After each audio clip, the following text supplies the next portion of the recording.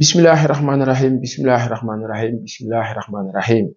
Assalamu alaikum wa rahmatullah taala wa barakatuhu. Sunu bokk yi sunu am di jàmm yi ñu ngi leen di nuyu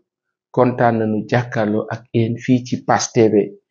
duma ko guddal. Conseil des ministres du 15 mai comme yi fi jot a jaar. Vous avez vu le conseil sur la RTSE, vous avez vu le conseil ci site internet yi, c'est partout. Vous avez vu les gens qui ont été nommés et tout. Par contre, vous n'avez pas vu Pass TV. Ben, vous allez voir Pass TV. Parler du Conseil des ministres. Comme on le fait depuis le début. N'est-ce pas? Alors, on va essayer de disséquer. Le Conseil des ministres du 15 mai 2024 a eu lieu et le chef de l'État, son Excellence M. Bassirou Diomaye Diakhar Faye, qui l'a présidé, a émis ses pensées, ses idées, ses vœux, ses désirs, ses souhaits. Président de la République fële ca palais ba dajale na premier ministre ak ay ministres ngir waxtaan ci li jëm ci li avancel sunu réew ci artisanat la tàmbalee ma dégtal leen ko ci àllarba ji tey nga xam ni président bi daje na ak kilifa yi waxtaan ak ñoom xam lu mu leen wax est-ce que xam nga lu mu leen wax waaye laaj leen ma lu mu leen wax waaye du leen ma laaj lu président de la République wax ak ay ministres wax ak premier ministre. Du ngeen ma laaj lan la président de la République du Sénégal Bassirou Diomaye Diakhar Faye laata muy jël avion di waajal pour dem fële ca Nigéria ak Ghana gis ngeen de président mu ngi wër Afrique di wër Makodou Sall Badou Ba Ndiaga Fall waa Verlem président mu ngi dox mu ngi lijjanti mu ngi xooli voisins yi n'est-ce pas Ousmane Ndaw Chicago kilifa yi maa ngi leen di nuyu ba baax a baax maa ngi ci conseil des ministres de président bi dalal na gaay de mais président foog nga xam ne ñi maa tudd ñi ñëpp dañ laa seetaan dañ laa déglu di la xool n'est-ce pas monsieur le premier ministre de la République du Sénégal monsieur Ousmane Sonko le brave gars yi dañ leen di seetaan donc gars yi nag comme dañ leen di seetaan faw ma tudd leen ci biir conseil bi n'est-ce pas monsieur Sarré monsieur le ministre de la formation professionnelle benn affaire la maa wax yàlla na yàlla kàttanal leen barkeel leen xéewal leen ba ngeen réussir cette mission là c'est une mission bu diis bu bëree xam waaye yàlla nag mooy doxal mbir yi yàlla na yàlla dimbal leen ngeen doxal mu dox nit ñi gën a kontaan muy gën di dox Sénégal doxee fi naat ñu ngi leen di ziar ba baax di nuyu toute l'équipe Madine Safia Mami Guissé toutes les équipes qui travaillent avec nous Ngone Sané Hassan ñoom Mario Kempes ñoom Sylvain Castenduch ñooñu nga xam ne dañu am ay surnom ak kilifa yëpp ñi nekk ak ñun ñëpp ñu ngi kontaan xam ne que yéen a ngi suñu wet dinu xool alors daa am loo xam ni ci la ma dikk muy ce conseil là Mario Kempes teel bu baax sa caméra nga déglu ma xam naa ni sa trépied daf la jegewul waaye déglu ma bu baax le chef de l'État son excellence monsieur Bassirou Diomaye Diakhar Faye a présidé ce mercredi donc 2024 la réunion hebdomadaire du Conseil des ministres au Palais de la République. Qu'est-ce que le président leur a dit? Lan la président bi wax ñii suñu kilifa yi ñu seetaan chers internautes xamul leen président de la République wax à l'entame de sa communication il leur dit qu'il met l'accent sur le secteur de l'artisanat qui est un des moteurs de la vie économique et sociale du Sénégal. Dégg ngeen wax bi le chef de l'État a indiqué que l'artisanat contribue au développement de l'apprentissage des jeunes et à la vulgarisation de savoir-faire national.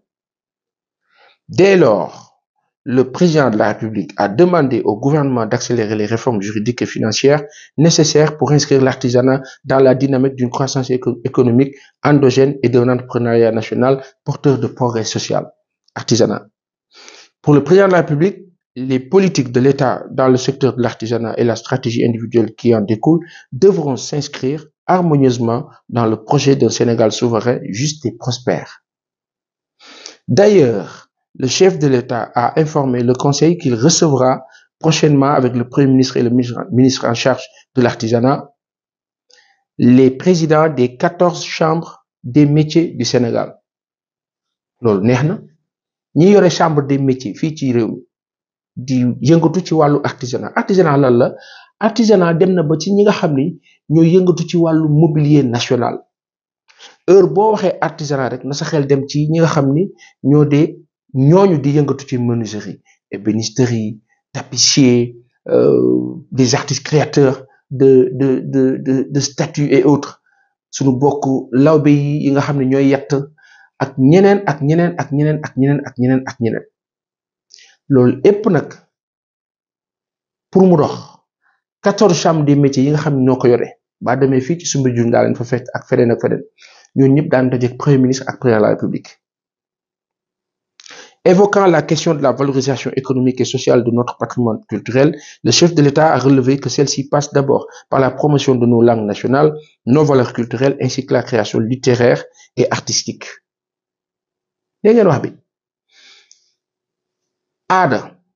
sunu aada mooy sunu ay culture sunu ay cosaan mooy sunu ay tradition dégg ngeen wax bi président Bassirou Diomaye dafa bëgg nu valoriser ko àdduna bi dafa toll foo xam ne kasi nekk daa war a xam sa bopp xam ki nga doon am ci pas-pas wekk fonk ak bëggeel ak cofeel ak sens de dévouement de gëm-gëm ci li nga xam ne moom nga doon loolu nag la président bi di woote mu jëm ci wàllu artisanat ak les créations la créativité bi ko accompagner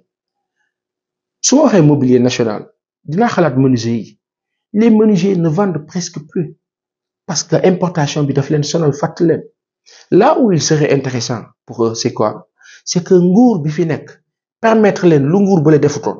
xam nga nguur bële lu mu defutoon nguur bële moom ñoom aayuñu woon xam nga mën naa comprendre kuy def tuuti bañ a def et cetera waaw mais ñoom dañoo boole soxor ak ñàkk aay bi jur lan jur coono bi ñu dundee waa ñii fi ñëw bees nag di wut pexe ci seen ay pexe ñun de tuuti nañ ci di leen wax defee leen ko nii waaye sañ nañu nag comme sénégalais ne leen du ngeen xalaat lii du ngeen bàyyi xel lii le mobilier national ci jamono Kati Cissé woon daw na ci ba sonn mook ña nga xam ne ñoo nekk ci secteur bi fan la teer def na ci lu mu mën mais état bi suivrul Mario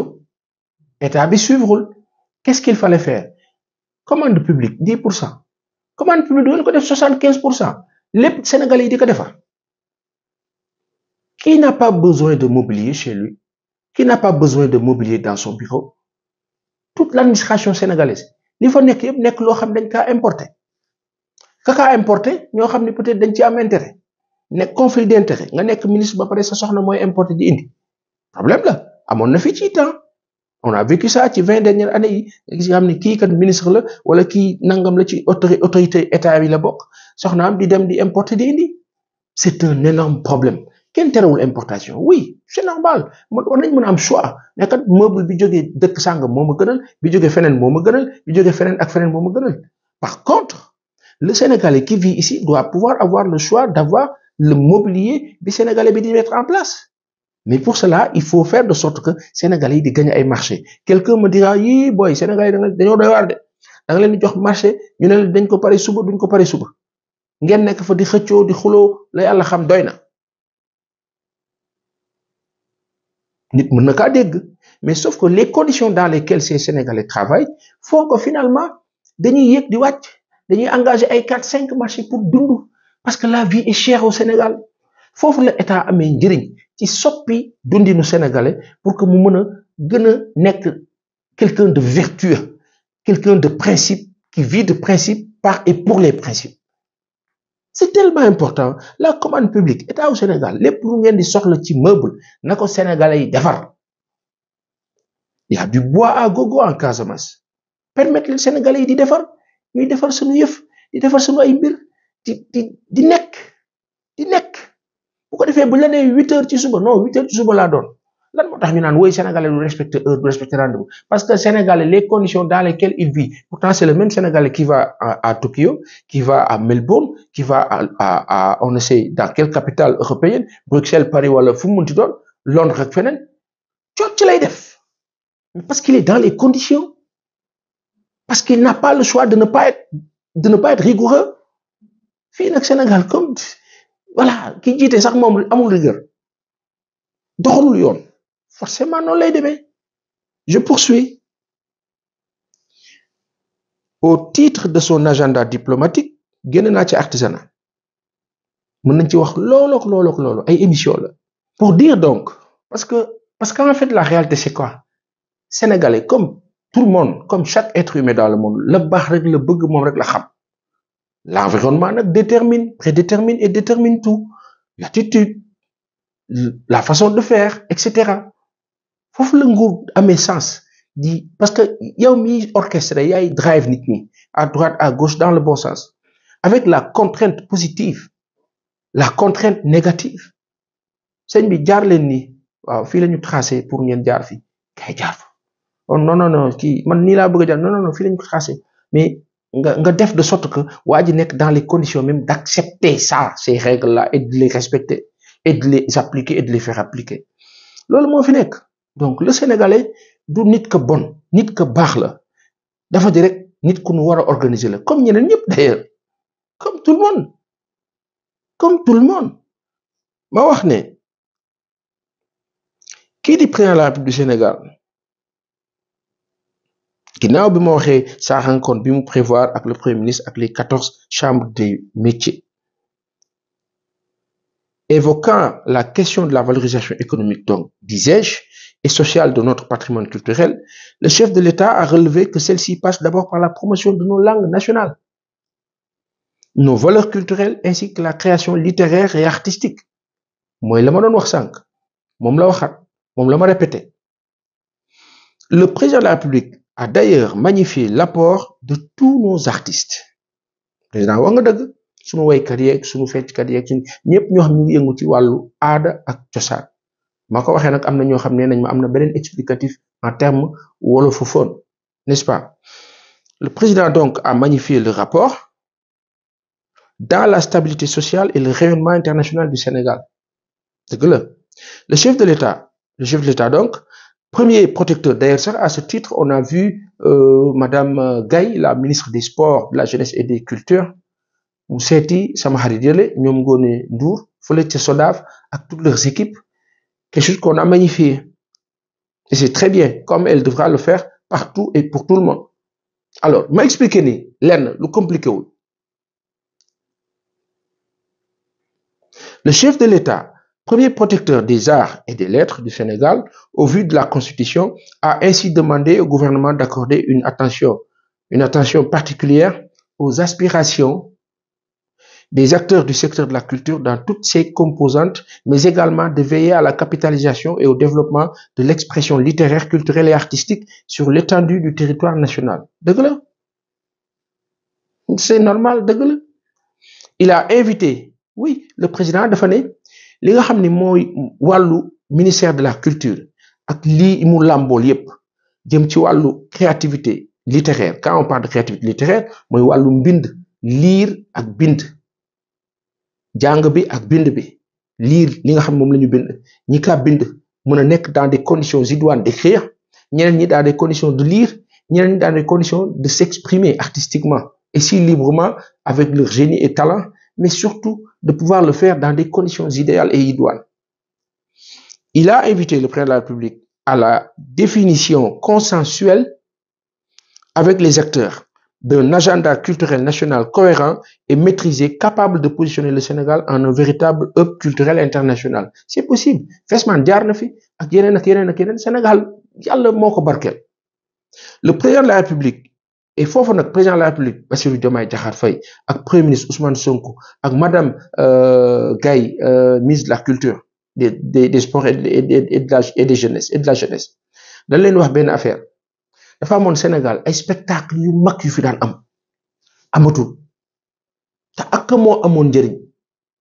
dooleel leen la promotion culturelle à tous les niveaux comme celle de l'artisanat cela dafay développer le tourisme mais tourisme aussi dina am ci dëkk boo xam ne dafa am stabilité dëkk boo xam ne amul agression dëkk boo xam ne nit ñi seen xel dal na d'où l'importance nous répéter que de yokk pouvoir d'achat bi wàññi cherté de la vie bi au Sénégal c'est déterminant loolu moom kilifa yi président de la République Bassirou Diomaye Diakhar Faye premier ministre Ousmane Sonko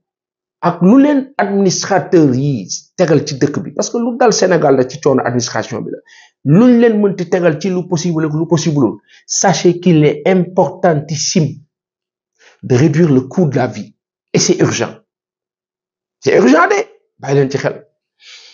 Le président de la République est aussi revenu sur l'impératif de sauvegarder les bâtiments, édifices et sites historiques sur l'ensemble du territoire national par la mise en place d'un nouveau dispositif de préservation du patrimoine historique dont le classement doit être actualisé et vulgarisé. Il faut digitaliser. Il faut digitaliser tout et à tous les niveaux. Au titre de son agenda diplomatique, là on va sur les voyages du président. Le chef de l'État a rappelé la visite d'amitié et de travail que son Excellence M. Paul Kagame, président du Rwanda, a effectué au Sénégal du 11 au 13 mai. Ce séjour a été ponctué par des échanges fructueux sur la coopération entre les deux pays. Sénégal et Rwanda, yàgg nu ku fàttalikul capitaine Mbaye Diagne. Mois de mai bi Brésil di jël coupe du monde bi fële ci États-Unis capitaine Mbaye Diagne mu ngi rawale daanaka 1000 Tutsi parce que boobu outil yi ñu ngi gàddu seeni jaas ak seeni yet songu leen capitaine bi di leen rawale ba malheureusement am benn obi bu dal ci kawam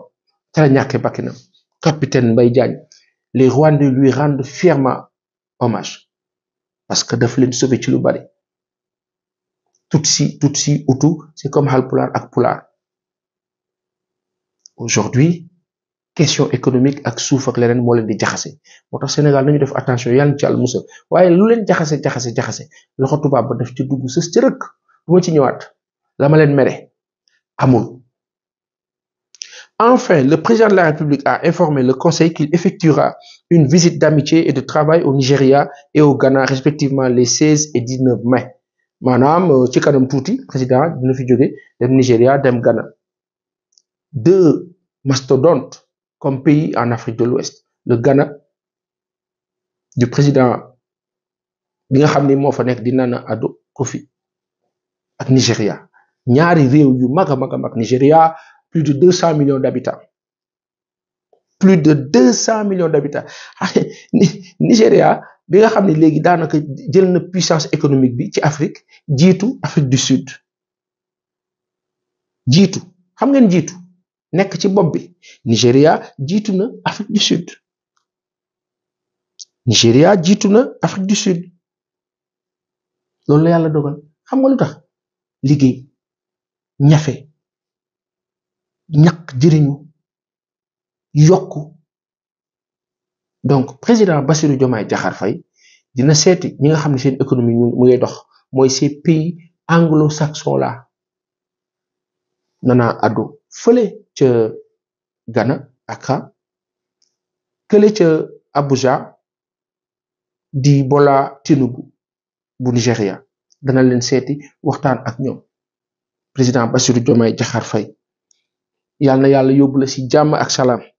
nga fekk say ñoñ foofu ci jàmm ak salaam ngeen nekk ci jàmm ak salaam monsieur le président pour dire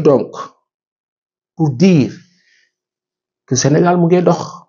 suñu président falu na mu ngi wër ci dëkk Afrique di waxtaan ak ñoom parce que soo waxee Ghana wax Nigeria nee nga CEDEAO nee nga UEMOA daa gëstu daa laajte daa xam situation bi jamono bi président Bassirou Diomaye Diakhar Faye dafa toll ci état des lieux moo tax suñu mbokk yi nekk APR Alliance pour la République da ngeen a war a noppi nag ay noppi leen de